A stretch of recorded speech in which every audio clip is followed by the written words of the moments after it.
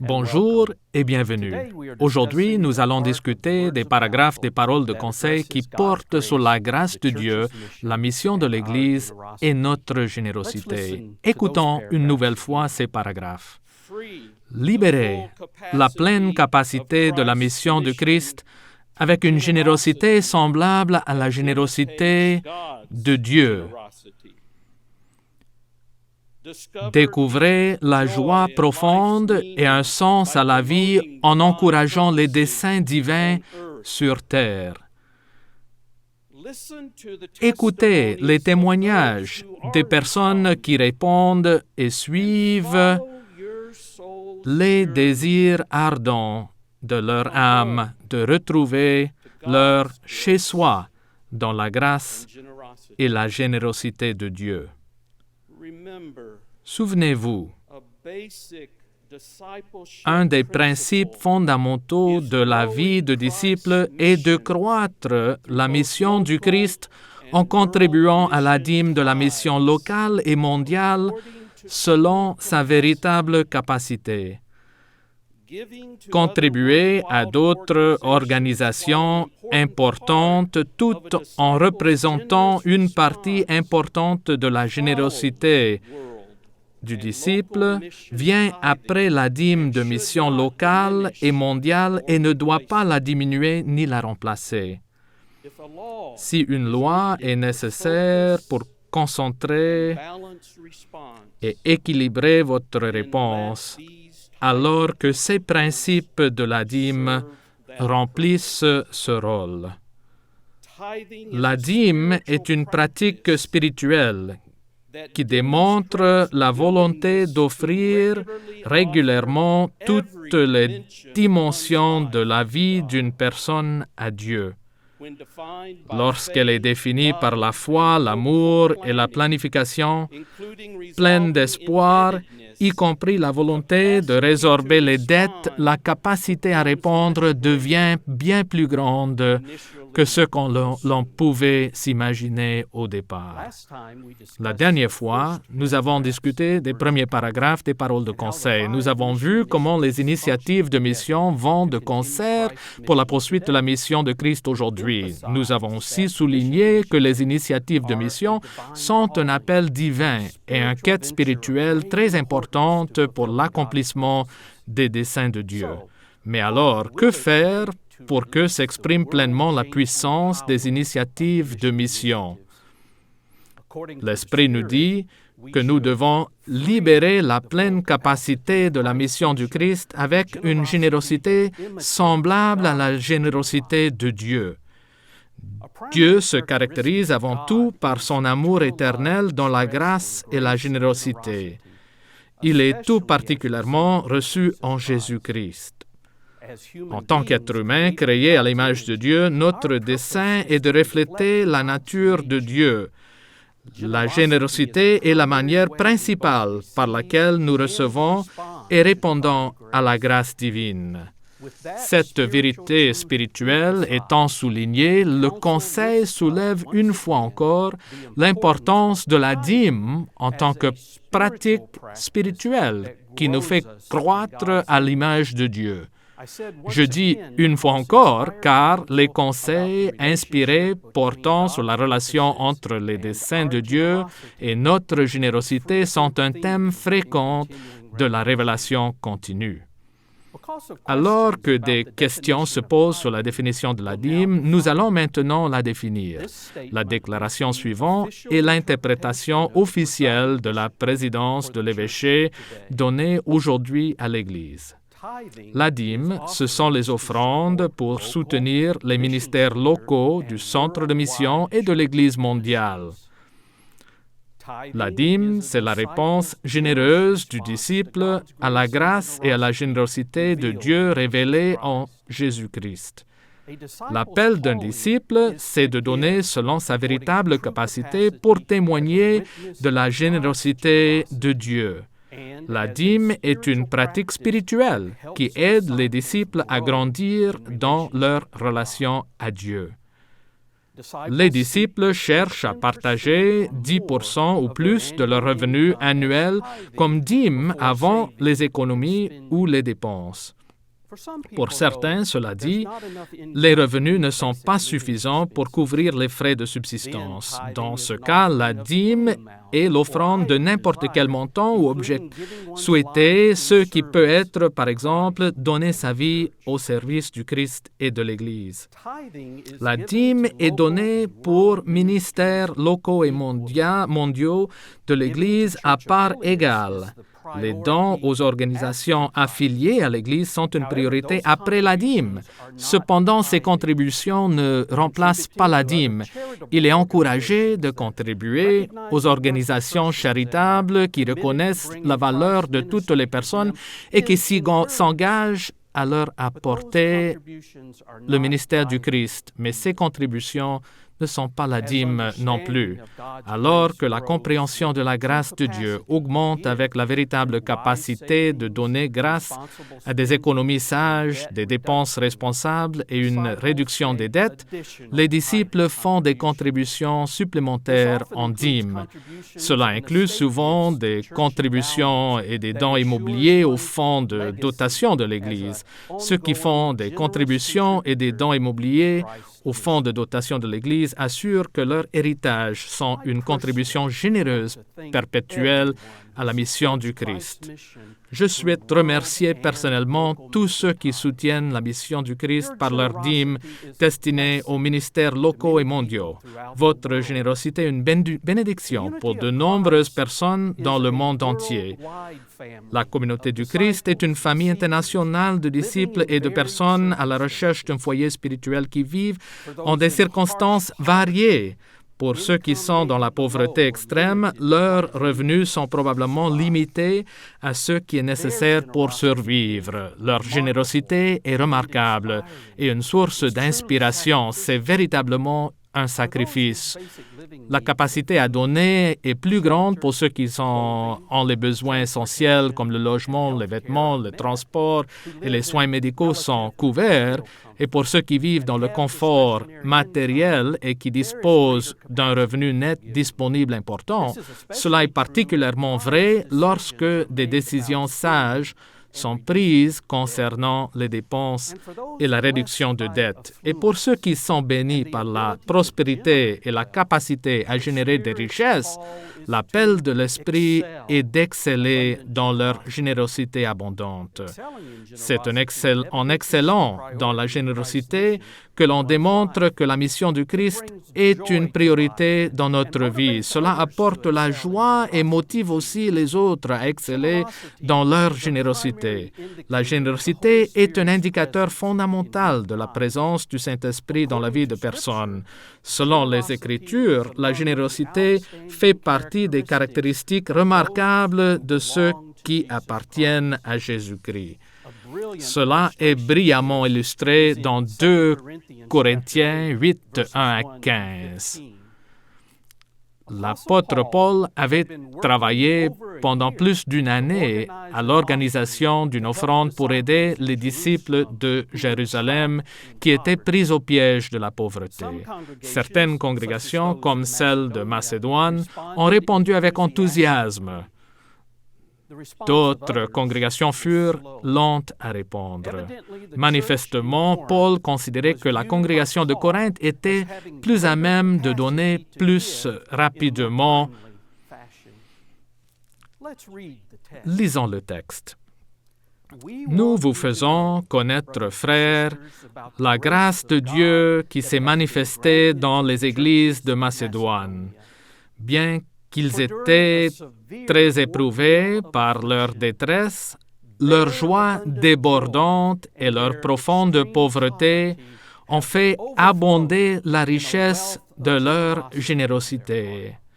Selon leurs possibilités, je l'atteste, et même au-delà de leurs possibilités, de leur plein gré, ils nous ont demandé avec beaucoup d'insistance la grâce de prendre part à ce ministère de solidarité en faveur des saints. C'était plus que nous n'avions espéré. Ils se sont donnés eux-mêmes d'abord au Seigneur, puis à nous par la volonté de Dieu. C'est pourquoi nous avons encouragé Tite à achever chez vous cette œuvre de grâce comme il l'avait commencé, de même que vous avez tout en abondance, foi, parole, connaissance, empressement de toutes sortes, outre l'amour que nous vous portons, abondez aussi dans cette œuvre de grâce. Ce n'est pas un ordre que je vous donne. Je dis cela pour éprouver par l'empressement des autres la sincérité de votre amour. Car vous connaissez la grâce de notre Seigneur Jésus-Christ. Lui qui était riche, il s'est fait pauvre à cause de vous pour que vous, par sa pauvreté, vous deveniez riches. C'est un avis que je donne là-dessus. C'est votre avantage, à vous qui, dès l'année dernière, avez été les premiers non seulement à faire cette collecte, mais encore à la vouloir. Maintenant, donc, achevez de la faire pour que la réalisation corresponde seulement selon les moyens que vous avez à l'ardeur de votre vouloir. En effet, quand l'ardeur existe, elle n'est pas agréée en fonction de ce qu'on n'a pas, mais en fonction de ce qu'on a. Car il ne s'agit pas de vous exposer à la détresse pour le soulagement des autres, mais de suivre une règle d'égalité. Dans la circonstance présente, votre abondance suppléera à ce que leur manque, pour que leur abondance aussi supplée à ce qui vous manque, de sorte qu'il y aura égalité. Ainsi qu'il est écrit, celui qui avait beaucoup n'avait rien de trop, et celui qui avait peu ne manquait de rien. Le temps nous manque pour étudier tout le passage aujourd'hui. Je souhaite cependant souligner quelques vérités spirituelles acquises lors de mon étude de ce passage. Premièrement, remarquez que Paul commence en insistant sur la grâce de Dieu qui s'est manifestée. Tout ce qui suit renvoie à la manière dont la grâce de Dieu est donnée librement et dont la générosité en découle.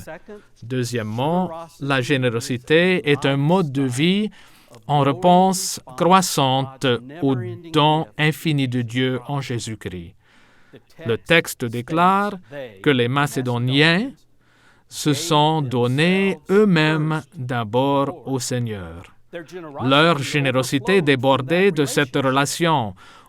Au lieu de considérer la demande de Paul comme un fardeau, ils ont demandé avec beaucoup d'insistance la grâce de prendre part à la solidarité. Ils n'ont pas eu besoin de recevoir des directives. Nous grandissons spirituellement lorsque la générosité et la grâce de prendre part à la solidarité, car nous appartenons au Christ, qui est l'incarnation de la générosité de Dieu. Ce même principe est souligné dans Doctrine et Alliance 147, 5a.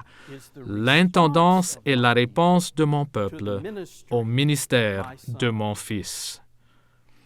Troisièmement, en calculant leur capacité à donner, les Macédoniens ne se concentraient pas sur ce qu'ils n'en avaient pas. Ils basaient plutôt leur générosité sur la foi en une grâce divine suffisante pour les soutenir. Malgré leur situation, ils avaient foi en leur richesse en Christ. Leur richesse spirituelle se déversait dans une richesse joyeuse de générosité. Quatrièmement, la générosité des Macédoniens pour aider les chrétiens de Jérusalem était un signe clair que l'Église, le corps du Christ, est un organisme vivant. Paul enseignait constamment que le corps du Christ transcende les identités locales, nationales et culturelles. Paul avait été ravi de voir que la foi des Macédoniens avait grandi et qu'ils ne se préoccupaient donc pas uniquement d'eux-mêmes. Leur réponse généreuse était particulièrement remarquable quand on sait qu'elle s'est produite après le débat provoqué par les disciples qui se demandaient si les chrétiens d'origine non juive, comme les Macédoniennes, étaient membres légitimes de l'Église. Malgré les différences religieuses et culturelles, les Macédoniens ont donné pour aider d'autres parties du corps, car le mur de séparation est brisé en Jésus-Christ. Donner à la mission locale et mondiale signifie que nous avons discerné la véritable nature de l'Église. Il s'agissait pour Paul du principe de juste équilibre entre la véritable capacité dans certains domaines et le besoin évident dans d'autres, afin que celui qui avait beaucoup n'avait rien de trop et celui qui avait peu ne manquait de rien. Il est évident que l'Église a aujourd'hui besoin de définir clairement la dîme. Et c'est ce que nous avons fait. Cependant, mon expérience continue avec l'Esprit de Dieu est que la réponse désirée va au-delà d'obéir à une définition littérale de la dîme. Dieu souhaite des disciples qui vivent dans une condition spirituelle de générosité, car ils sont constamment conscients de la grâce de Dieu. Notre définition de la dîme nous pousse vers la condition spirituelle de la générosité, mais elle n'est pas la destination finale du voyage. Nous avons pour vision une communauté mondiale d'unité et d'égalité en Christ au sein de laquelle il n'y a ni pauvres ni opprimés, car la condition spirituelle de générosité est omniprésente dans l'Église. Cette vision décrit bien sur la condition spirituelle nécessaire à la réalisation de l'espoir de Sion, le royaume de justice et de paix de Dieu sur terre. Donc, où en sommes-nous avec la générosité? En avril dernier, j'ai annoncé que les tendances de la dîme ne correspondent pas aux projections de revenus pour le budget de la mission mondiale. C'est pourquoi nous avons dû réduire les dépenses. Nous avons également diminué l'objectif en dîme de 15,4 millions de dollars à 12 millions de dollars, un montant à peu près égal à la dîme reçue en 2010. C'était une réduction de 3,4 millions de dollars en revenus projetés.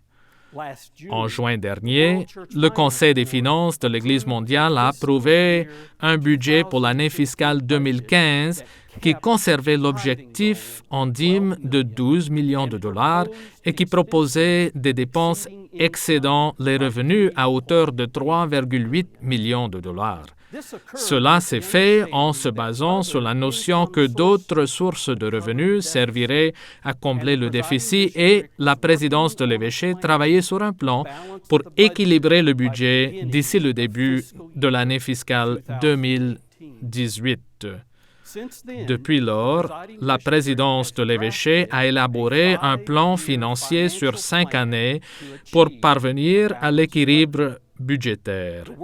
Pour ce faire, ils ont analysé toutes les sources de revenus, les fonds de dotation, les actifs et les obligations actuelles et futures de l'Église.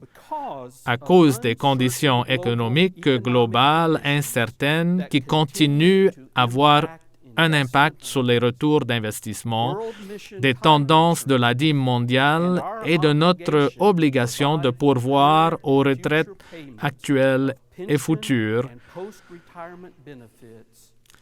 la présidence de l'évêché, avec le soutien du conseil de direction de l'Église mondiale, a décidé d'adopter une approche plus prudente des budgets pour la mission mondiale.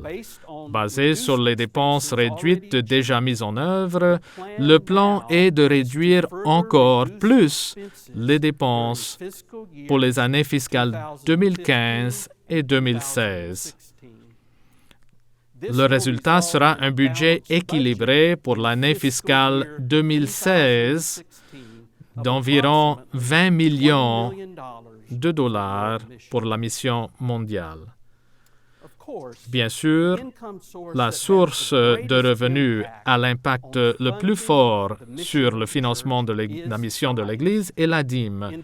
À cet égard, un montant bien plus important est donné pour soutenir les budgets locaux et des centres de mission qu'à la mission mondiale. Comprenez-moi avec clarté. Je ne dis pas qu'il faut moins donner à la mission locale et à votre centre de mission pour donner plus à la mission mondiale. Je demande aux membres de réfléchir à la mission entière de l'Église et d'évaluer leur véritable capacité et de croître leur dîme à la mission mondiale en conséquence.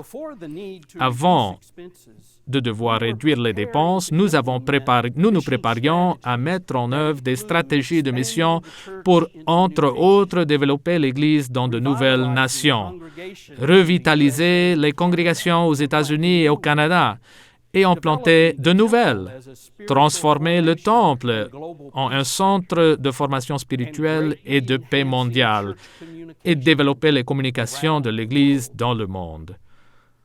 À mesure que les revenus augmenteront, nous serons en mesure d'accélérer plutôt que ralentir ces efforts. Avec un œil sur l'avenir, nous pouvons être confiants que nous avons une vision et une mission inspirées de Dieu. Je suis encouragé par les efforts en cours de générer des revenus supplémentaires pour soutenir la mission mondiale, et je suis particulièrement reconnaissant envers le nombre croissant de membres dans les régions comme l'Inde, l'Afrique et l'Amérique centrale, qui commencent à contribuer à la dîme pour la mission mondiale tout en continuant à soutenir les congrégations locales. Je suis également inspiré par les générations passées de membres de l'Église qui ont répondu aux grands défis de leur époque avec une foi, une détermination et des sacrifices sans limite. Même si notre avenir n'est pas en jeu, l'opportunité de nous lever tous ensemble dans la foi, l'espoir et la générosité abondante est de même irrésistible. J'ai la foi que l'Église d'aujourd'hui répondra. La générosité est un geste de foi et d'espoir prophétique en réponse à l'amour divin révélé en Jésus-Christ. C'est l'investissement d'un disciple dans l'avenir de la mission du Christ sur terre. Quel est votre engagement pour cette mission?